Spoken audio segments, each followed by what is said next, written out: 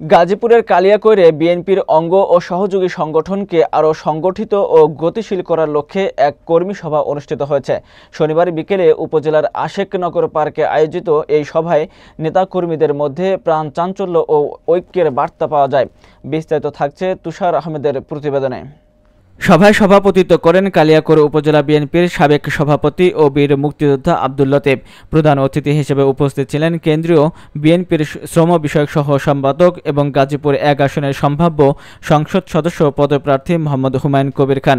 কর্মী সভায় আরও উপস্থিত ছিলেন কালিয়াকৈর উপজেলা বিএনপির সাবেক আহ্বায়ক বীর মুক্তিযোদ্ধা আখতারুজ্জামান, পৌর বিএনপির সভাপতি মোয়াজ্জেম হোসেন দেওয়ান, গাজীপুর জেলা বিএনপির সাবেক সহ সভাপতি মোহাম্মদ মোখলেসুর রহমান, সহ সভাপতি মোহাম্মদ হযরত আলী মিলন, উপজেলা বিএনপির সহ সভাপতি মোহাম্মদ শাহজাহান সিরাজ, পৌর বিএনপির সাংগঠনিক সম্পাদক রেজভী আহমেদ দুলাল, উপজেলা ছাত্রদলের সাবেক সাধারণ সম্পাদক কোহিনুর ইসলাম রাজু, ভিপি শামীম হোসেন সহ স্থানীয় বিএনপি, যুবদল, ছাত্রদল ও অন্যান্য অঙ্গ সংগঠনের নেতৃবৃন্দ।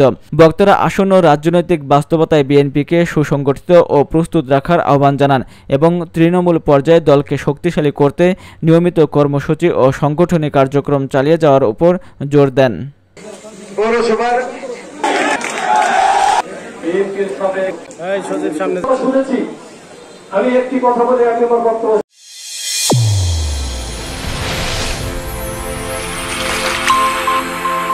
চ্যানেল A1 হৃদয় রেসপন্স।